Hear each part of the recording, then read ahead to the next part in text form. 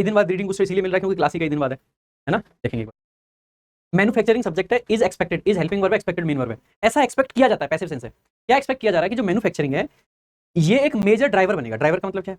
कोई चीज जो किसी दूसरी चीज को अफेक्ट करती है, यानी ये चीज ड्राइव करेगी। जैसे हम जब गाड़ी को चलाते हैं तो जो ड्राइवर है यानी कि वो जो सबको चला रहा है, तो ऐसे ही मैन्युफैक्चरिंग भी ड्राइवर बन जाएगा, मतलब मेन पर्सन बन जाएगा। ये ड्राइवर बन जाएगा किसका? इंडिया के ग्रोथ का। ऐसा एक्सपेक्ट किया जा रहा है, ठीक है। अंडर प्रेपोजिशन है जिसका ऑब्जेक्ट आ जाएगा द विकसित भारत विजन। एक विजन है, कौन सा विजन है? विजन का नाम है विकसित भारत, जिसमें तो विथ प्रेपोजिशन है, विमेन को आइडेंटिफाई किया गया, विमेन आइडेंटिफाइड एज अ की पिलर। तो विमेन सब्जेक्ट मतलब विथ का ऑब्जेक्ट है, नाउन है, ये आइडेंटिफाइड पार्टिसिपल है, आपका एडजेक्टिव है, ठीक है। और एज आ गया प्रेपोजिशन के रूप में, इसका ऑब्जेक्ट हो जाएगा अ की पिलर, जिसमें महिलाओं को एक की पिलर के रूप में आइडेंटिफाई किया गया है, ठीक है। हाउएवर, हालांकि फीमेल पार्टिसिपेशन, ये जो महिलाओं का पार्टिसिपेशन होता है in the formal manufacturing sector, formal manufacturing sector में। अब फॉर्मल इनफॉर्मल का मतलब क्या है? फॉर्मल का मतलब है जो चीजें ऑन रिकॉर्ड है, इनफॉर्मल का मतलब है जो चीजें ऑफ रिकॉर्ड है। ऑन रिकॉर्ड का मतलब है जो चीजें, जैसे मान लीजिए जैसे मैं, जैसे आप हैं, आप गवर्नमेंट ऑफ इंडिया में काम करते हैं तो आप फॉर्मल इंप्लॉय हैं, ठीक है। या आपने एक कंपनी रजिस्टर करवा रखी है तो आप फॉर्मली काम करते हैं। इनफॉर्मल का मतलब क्या है? आप घर में ही कोई सामान बना रहे हो तो वो इनफॉर्मल सेक्टर है। फॉर्मल का मतलब है एक तरीके से प्रॉपर व्यवसाय कर रहे हैं। इनफॉर्मल का मतलब है काम तो कर रहे हैं लेकिन वो प्रॉपर स्ट्रक्चर्ड रूप में नहीं है, मतलब वो रजिस्टर्ड चीजें नहीं है, तो ऑफ रिकॉर्ड है वो। तो जो फॉर्मल मैन्युफैक्चरिंग सेक्टर है उसमें महिलाओं का जो पार्टिसिपेशन है, फीमेल पार्टिसिपेशन, तो हाउएवर कंजंक्टिव एडवर्ब है, ये समझ आया आपको? कंजंक्टिव एडवर्ब मैं अभी समझा रहा था आपको।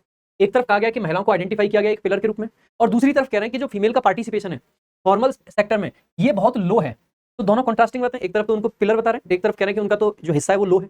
कॉन्ट्रास्टिंग बातें हैं, लेकिन सेंटेंस दोनों अलग अलग है, फुल स्टॉप आ रखा है, तो दोनों सेंटेंस के बीच में कॉन्ट्रास्ट अगर हमें दिखाना है तो क्या लगा देंगे? हाउएवर लगा देंगे। कंजंक्टिव एडवर्ब होता है हाउएवर, ठीक है, समझ आ गई होगी बात, ठीक है। तो यही कहा गया कि जो फीमेल पार्टिसिपेशन है कहां पे? इन प्रेपोजिशन है जिसका ऑब्जेक्ट है फॉर्मल मैन्युफैक्चरिंग सेक्टर। रिमेन्स आपकी वर्ब है जिसका सब्जेक्ट था पार्टिसिपेशन, लो लो रहता है ये, एंड हैज डिक्लाइंड, और कम हो चुका है फ्रॉम 20.9% इन 2015-16 टू 18.9 इन 2022-23, और बल्कि में बढ़ने की जगह कम हुआ है। 2015-16 में ये 20.9 था और 2022-23 में ये घट के 18.9 हो गया है, ठीक है। तो यानी 2% घट चुका है। डैश तमिलनाडु अलोन, हालांकि तमिलनाडु जो है वो अकेला अकाउंट करता है 41% of all women in formal manufacturing. Formal manufacturing जो सेक्टर है उसका पूरे का 41% महिलाएं सिर्फ और सिर्फ तमिलनाडु से है। अब क्या है यहाँ पे? नोटेबल है, देखो पूरा सेंटेंस है, सेंटेंस के स्टार्टिंग में हम क्या लिखते हैं? एडवर्ब लिखते हैं, कभी भी एडजेक्टिव नहीं आएगा। इसका मतलब है नोटेबल नहीं आ सकता है और नोटिसेबल नहीं आ सकता है। अब दो ऑप्शन है, एक है नोटिसेबली और एक है नोटेबली।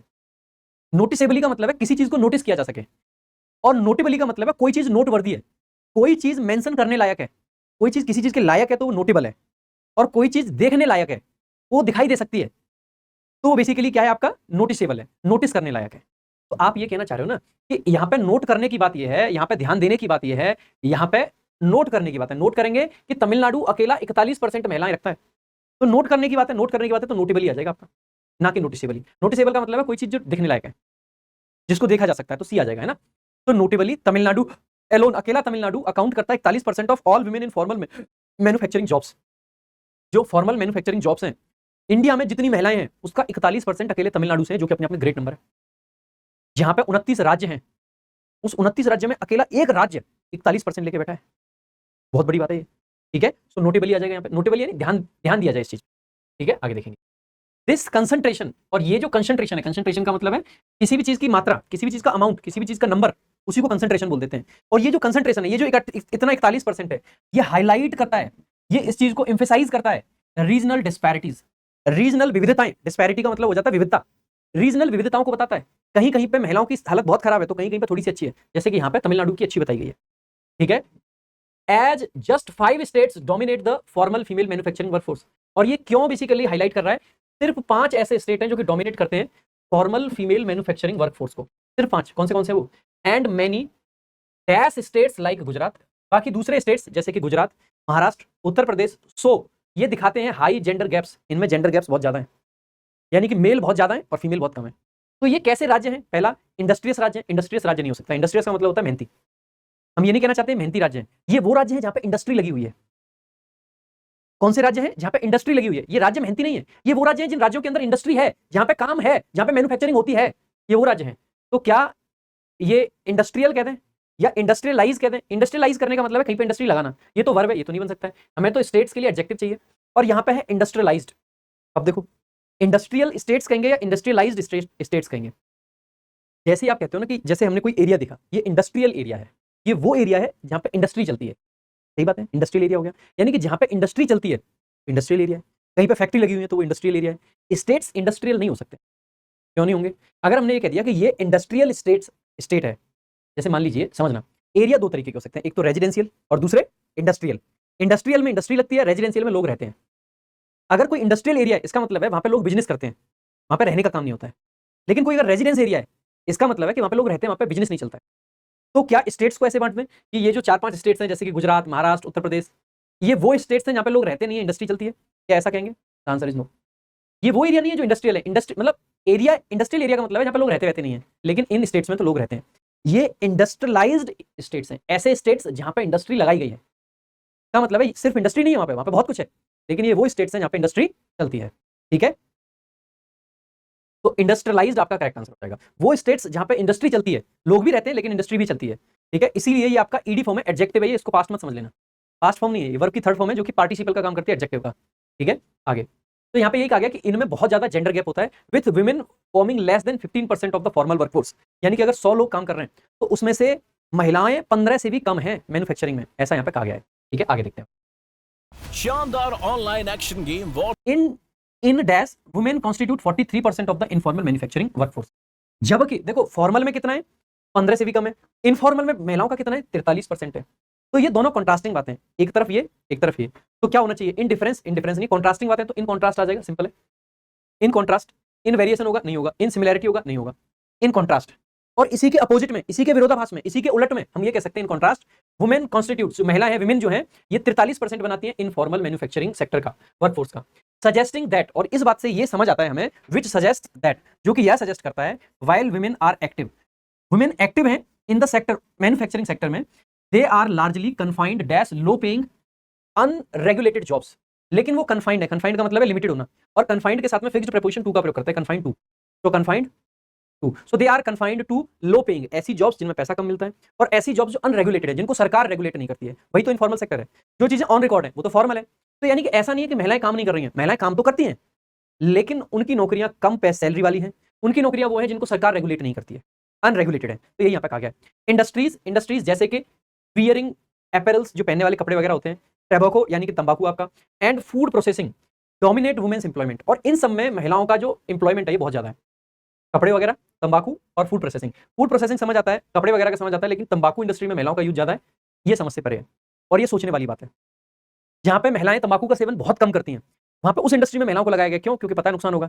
आदमी एक ऐसी चालू चीज है, इंसान, जैसे ये सोसाइटी हम कितना भी कह लें, आज हम कितने भी एग्जांपल दे लें हंसी मजाक के लिए, कितने भी कि महिलाएं पुरुषों को मार रही हैं, नीले ड्रम का एग्जांपल दे लें, कुछ भी कह लें कि पुरुष कमीशन की जरूरत है, लेकिन सच्चाई है कि हमारा समाज जो है वो मेल डोमिनेंट है। ठीक है, तो मेल लोग हैं वो डोमिनेट करते हैं, करते हैं कि नहीं करते?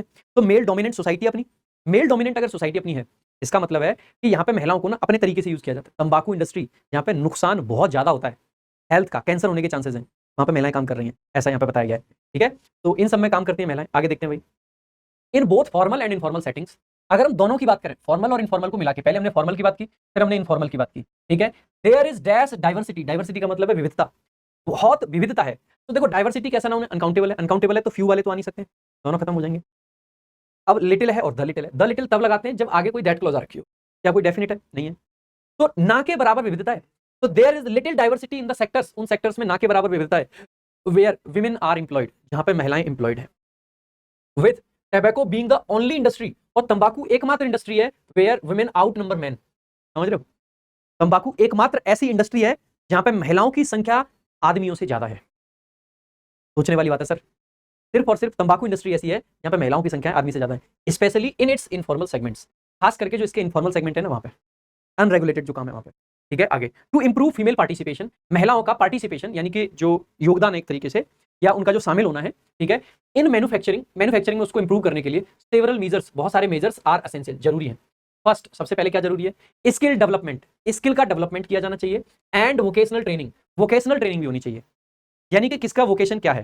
ठीक है, वोकेशन बेसिकली एक तरीके से हॉबी टाइप में होता है आपका, तो वो वाली ट्रेनिंग आर क्रूशियल, ये बहुत क्रूशियल है।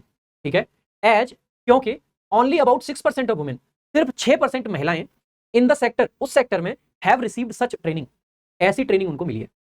ठीक है, तो कहा गया है कि महिलाओं का पार्टिसिपेशन इंक्रीज करने के लिए कुछ चीजें जरूरी है, उनमें सबसे पहला स्किल डेवलपमेंट और वोकेशनल ट्रेनिंग होनी चाहिए, ये जरूरी है।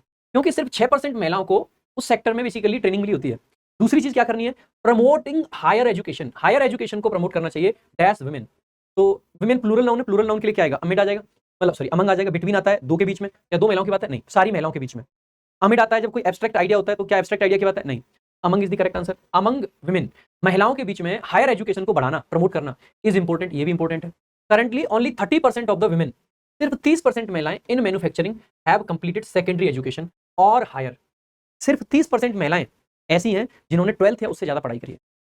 सर मैं कोटा आके पढ़ना भी चाहता हूँ, स्कॉलरशिप भी वाली बात है, कंपेयर्ड टू 47% ऑफ मेन, यहाँ पे महिलाओं मतलब जो मैन है उन्होंने 47% अगर कंपैरिजन करें तो।